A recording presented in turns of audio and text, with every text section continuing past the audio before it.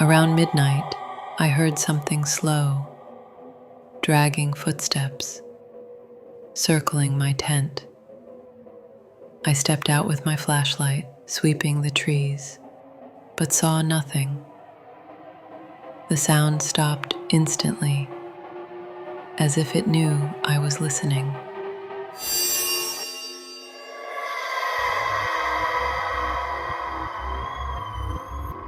You are listening to the Fearcast. This is not a drill. I repeat, this is not a drill.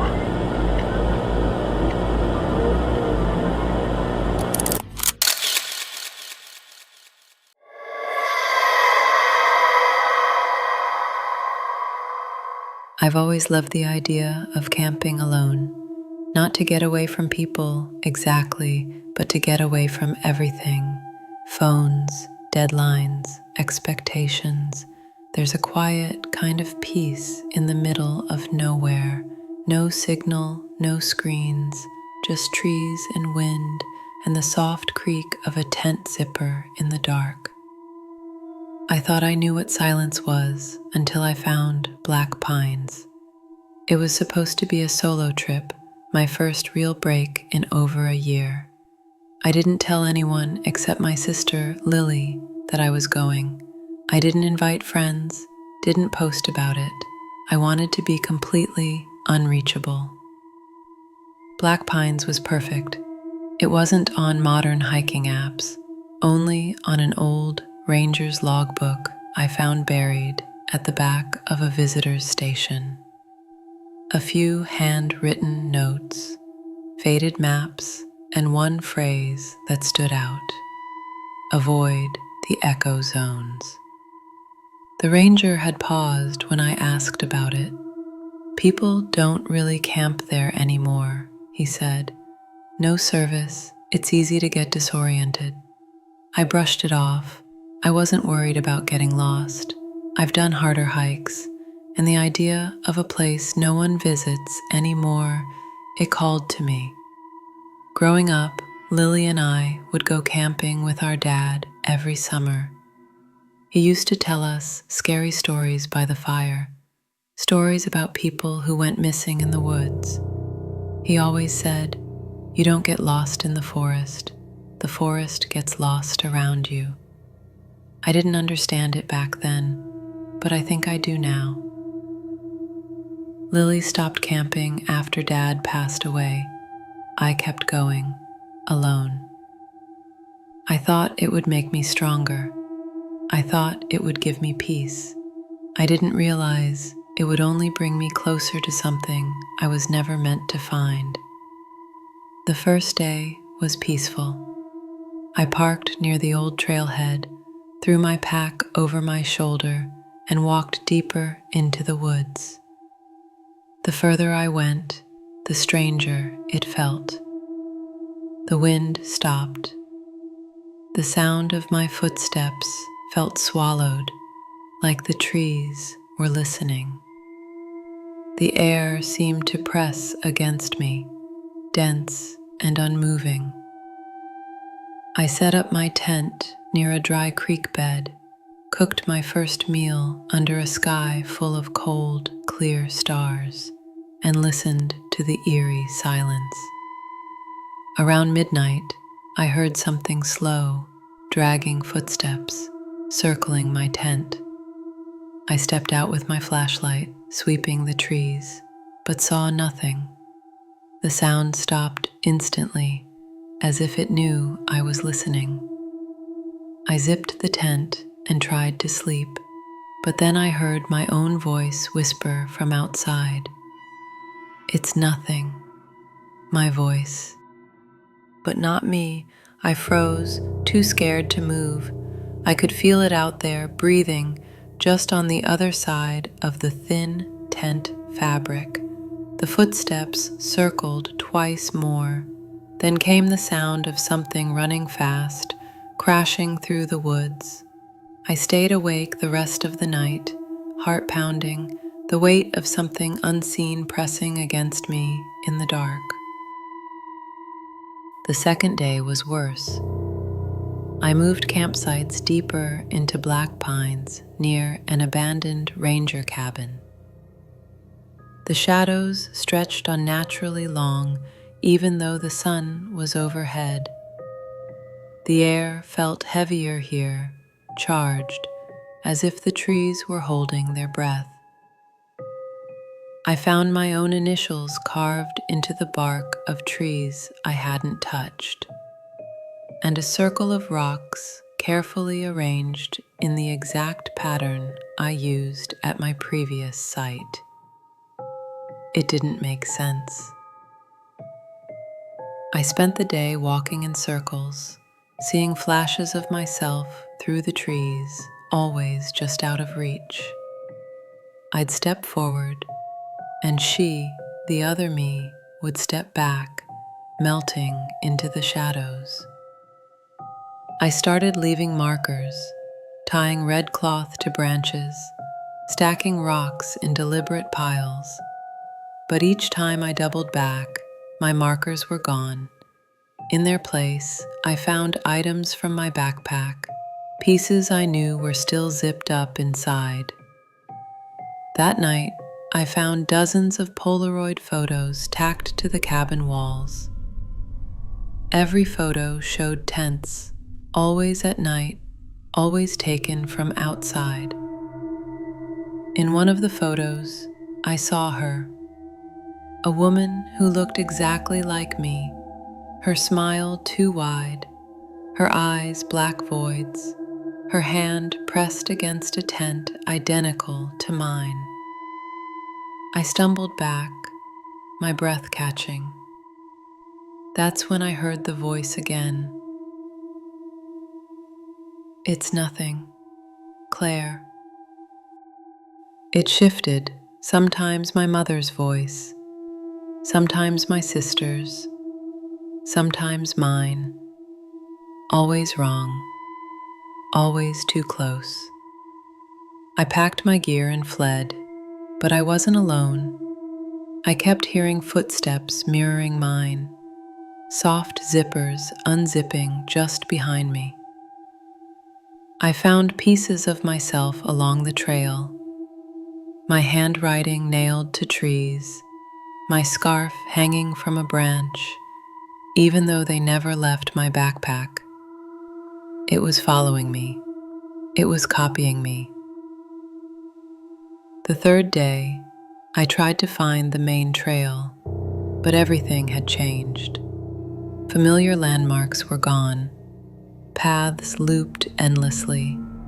Trees shifted subtly when I wasn't looking. I left markers, but when I doubled back, they had been replaced with new ones. My own journal entries, written in my handwriting, pinned to branches I hadn't touched. They described things I hadn't seen yet, predictions that started coming true. One note said, "You will see her tonight. Unzip the tent." I spent hours retracing my steps, but the forest no longer made sense. Distances stretched, sounds echoed in impossible directions. The sky darkened prematurely, and I realized I was no longer just lost. I was being kept here. The fourth night, I dreamed of unzipping my tent, stepping inside, and seeing myself sleeping there. When I woke up, the tent was set up beside me, zipped, the flap moving slightly, as if someone had just left it. I didn't touch it. I didn't dare. On the fifth day, I stopped finding the trail entirely. The trees tightened around me. I started seeing her clearly now, standing in the path ahead, always smiling, always waiting. She would vanish as soon as I blinked, but each time she lingered longer. I began to forget why I was there, what day it was, whether I had already left. At one point, I thought I had escaped. I thought I had driven away. But I woke up on the forest floor, the keys to my car clutched in my hand, mud caked on my boots, with no road in sight. The sixth day, I sat in the dirt and stopped moving. I could hear her breathing behind me, matching my own. I could feel her standing over my shoulder, watching me write notes I didn't remember writing. I saw entire pages filled with her words in my handwriting. Just unzip it. It's nothing. You'll feel better if you just go back. On the seventh day, I saw the trailhead. I saw the parking lot. I saw my car. I ran, fumbled with the keys, and drove until the gas gauge dropped to empty. But it wasn't over. It had followed me. That night, I heard the zipper again inside my apartment. A soft, slow unzip. I spun, but saw nothing. Then the voice came. It's nothing. You'll feel better if you just go back. The following days were a blur. I kept moving, changing hotels, switching towns, but it followed me.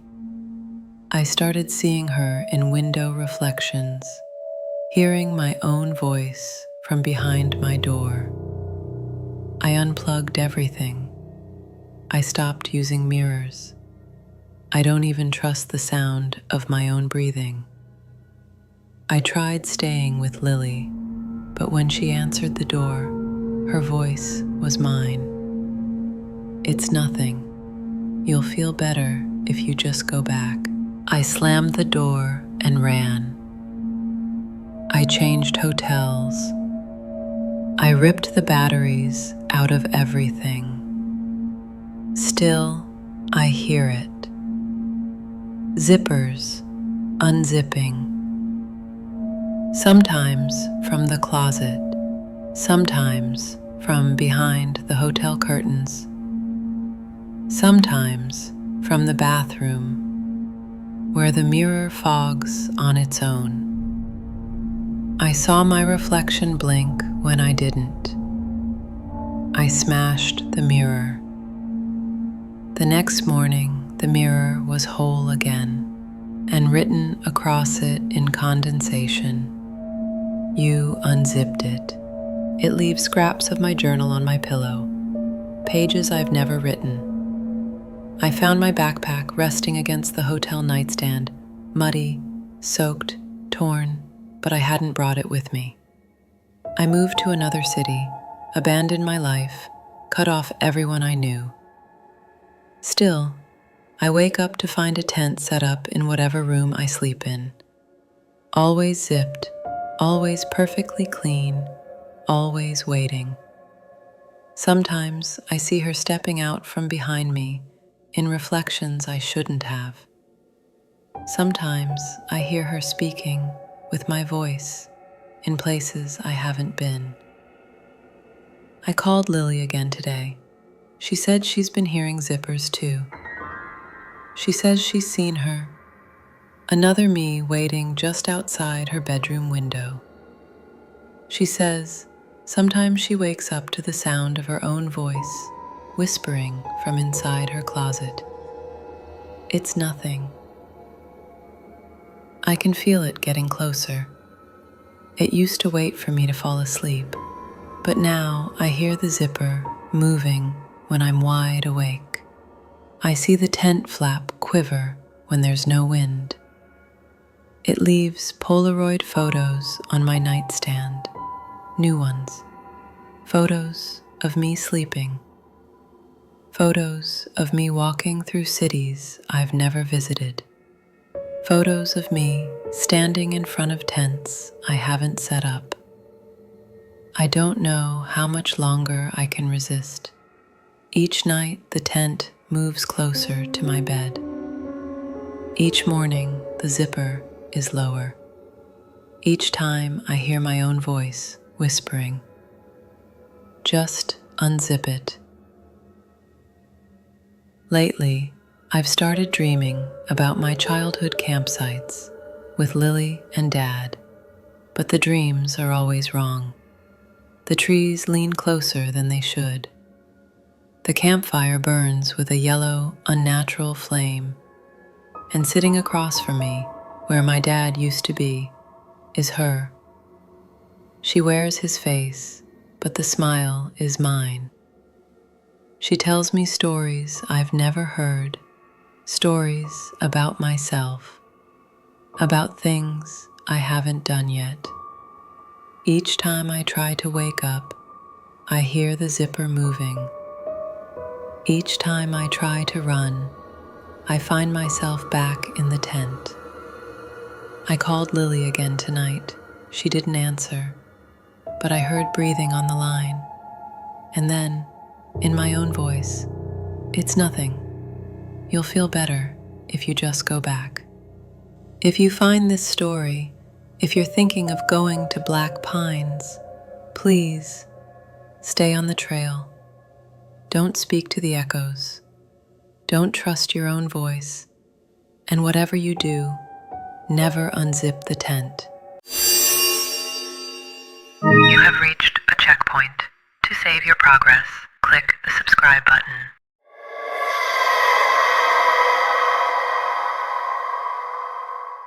I moved to Greenwood last week, a quiet town with an old half-abandoned underground train station.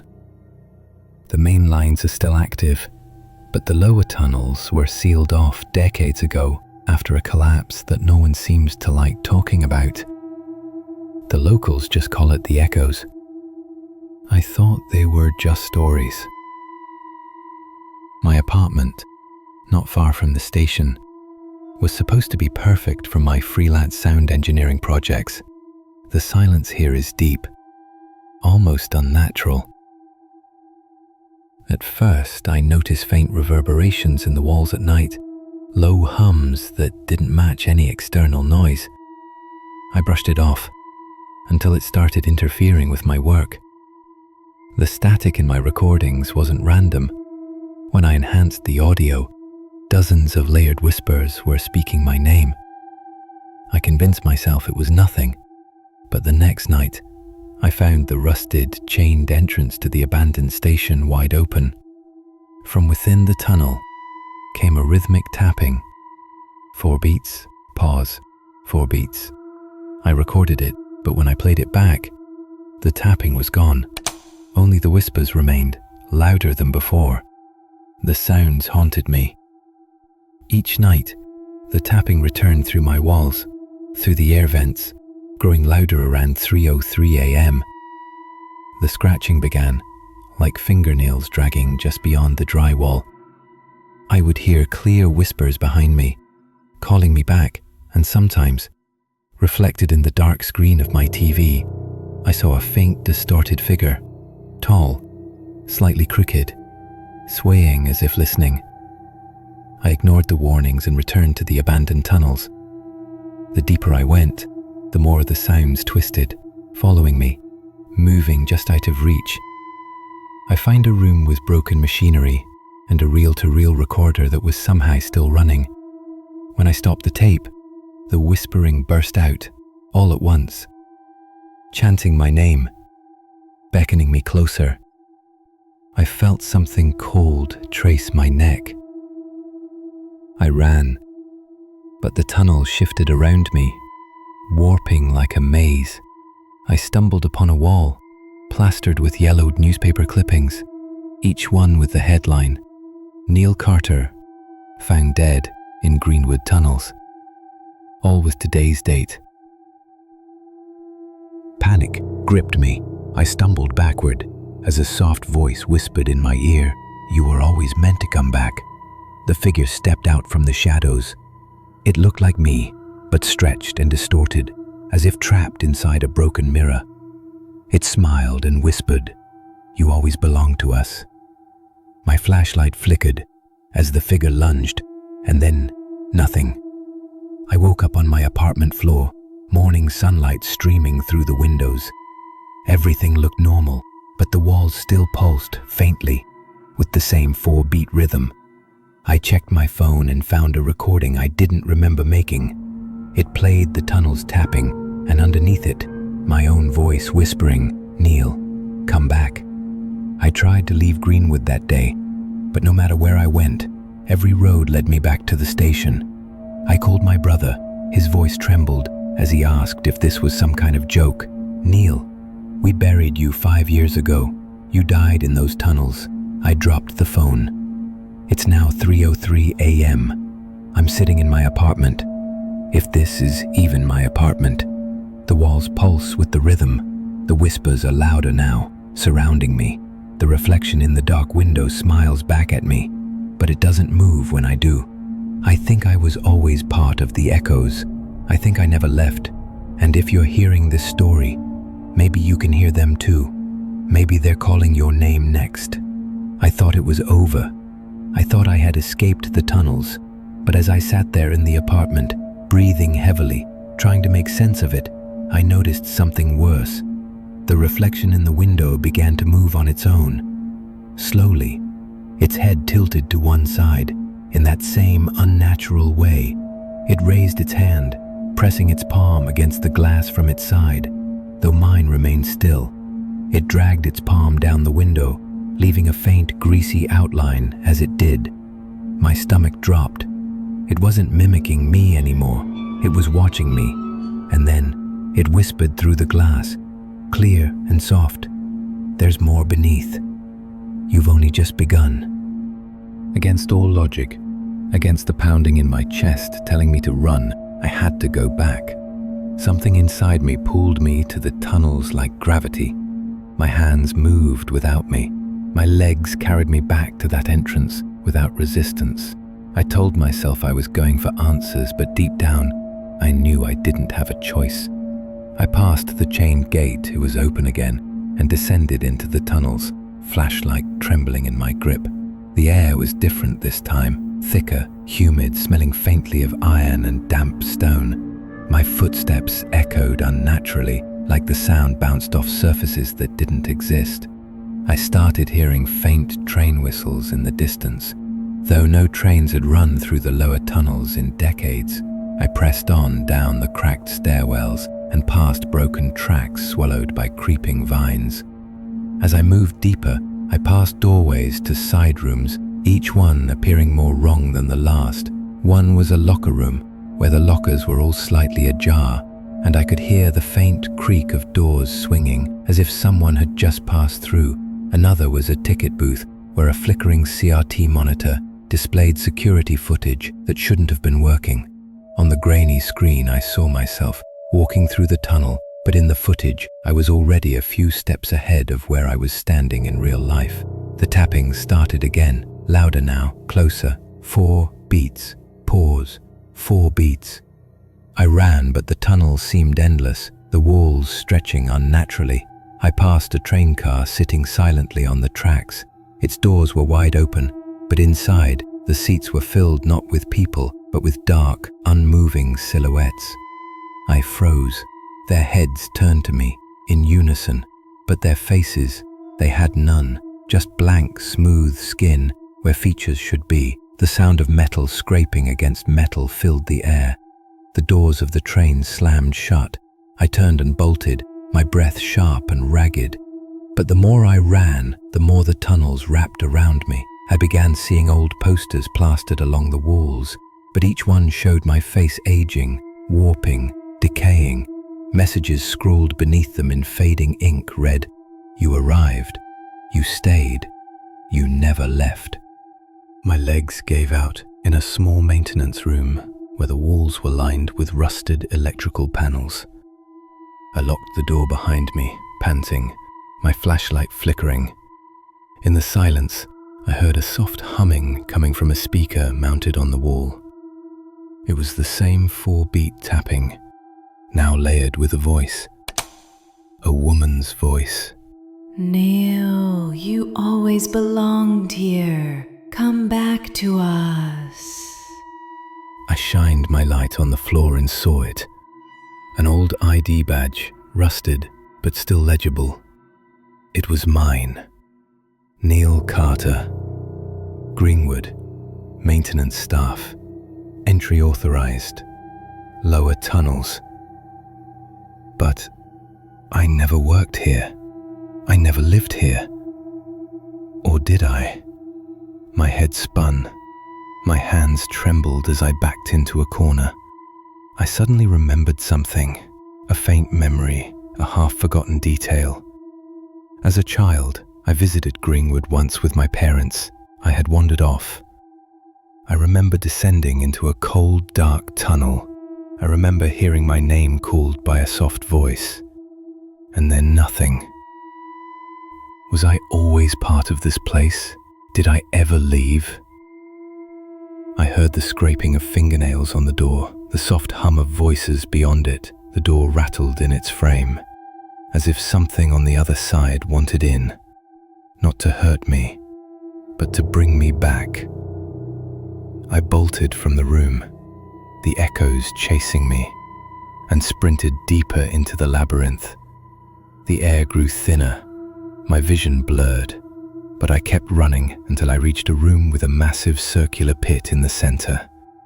The edge was lined with worn train schedules and collapsing safety railings. I looked down and saw nothing but endless darkness, and from the dark below I heard a sound, my own voice, calling me back.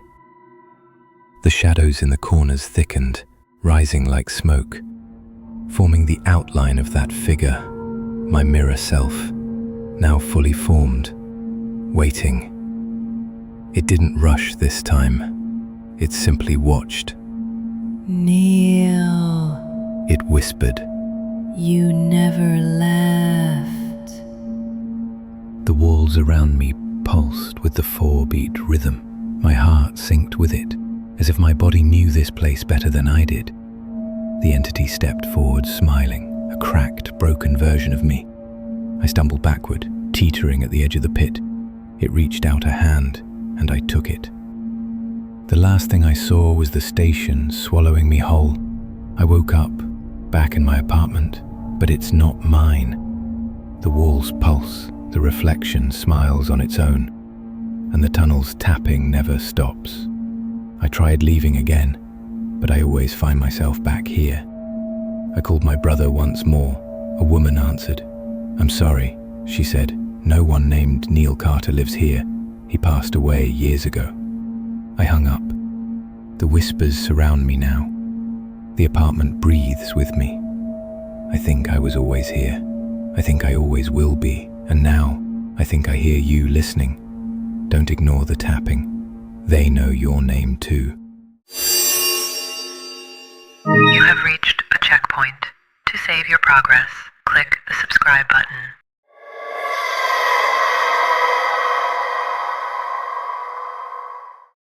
My name is Leah Torres. I'm 26, an environmental photographer from Phoenix. I've trekked through glaciers in Patagonia, documented ash storms in Iceland, and once spent 3 weeks alone in the Mongolian steppe. I thought I understood fear.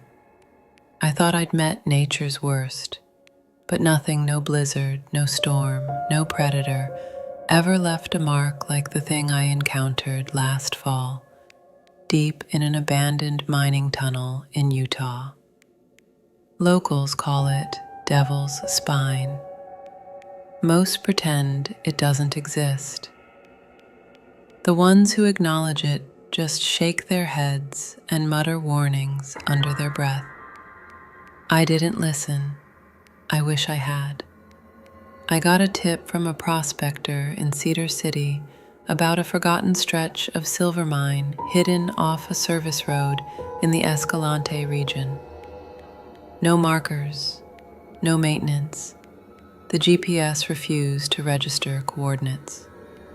To find the tunnel, you had to cross a dried-up creek, scramble through a gorge, and duck beneath a stone outcropping.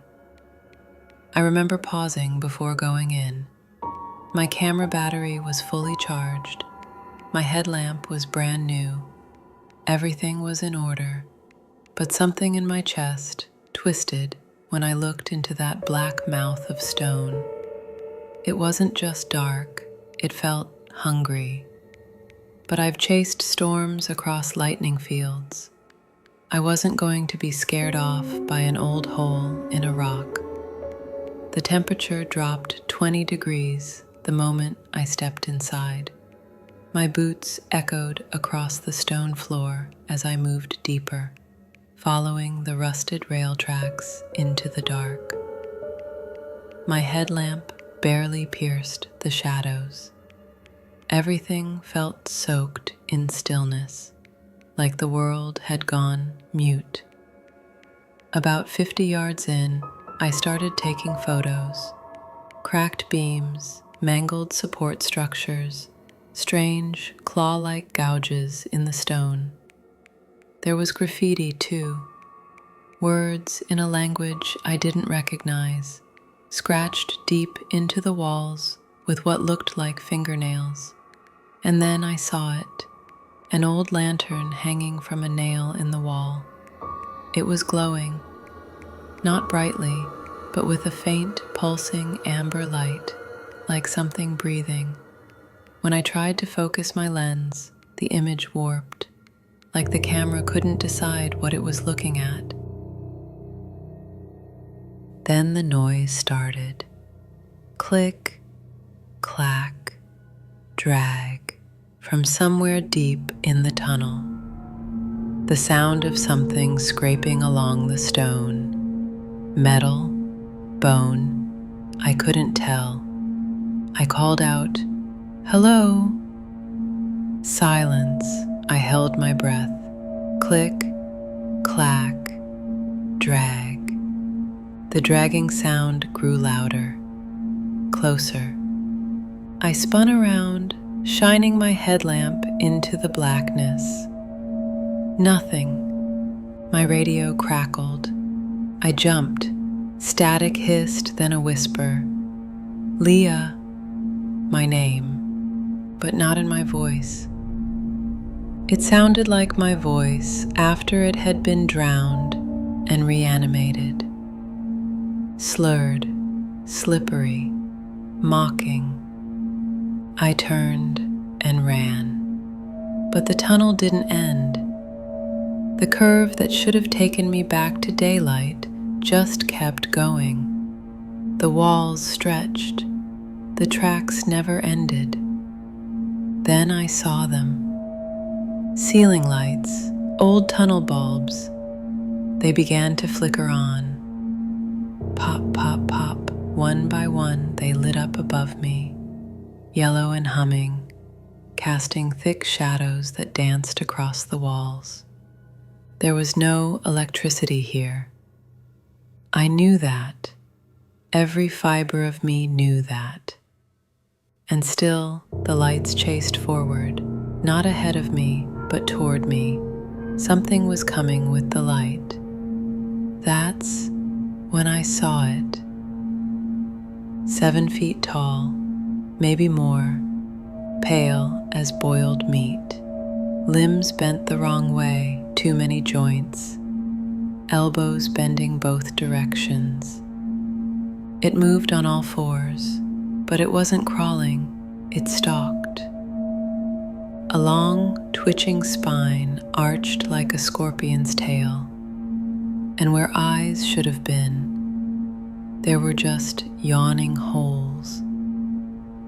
And its mouth, stretched wider than any human face, teeth like piano keys dipped in ink. It stopped under the light, its head tilted at an unnatural angle. Then it smiled. I ducked into a side shaft, a crumbling service corridor, cut my light, hold my breath. It paused, turned its head toward me like a bloodhound catching scent. I swear it could feel me there. It crept closer. then stopped. The lights above began to stutter, flicker, buzz, pop. Darkness swallowed the tunnel, and the whisper came again. "You opened the door, Leah. You shouldn't have opened the door." I don't remember how I got out. I remember daylight slamming into me like a wave. I remember running to my Jeep, panting, heart ready to explode. But the fear didn't end. That night in my motel, my phone buzzed with a notification. New video received. No sender, no origin, just a video. It showed me, in the tunnel, hiding in that shaft, filmed from behind. I screamed. Through the phone, the lights in the motel room flickered. The TV turned itself on, white static, and from the vent above the bed came a whisper. "You left me behind, Leah, but you never closed the door." I left Utah that night, drove to Vegas, and caught a flight home. I didn't sleep for 3 days, but eventually I convinced myself it was trauma, a hallucination, maybe carbon monoxide in the tunnel. Maybe I imagined it. Until the lights came back. It started with flickers in my hallway at home.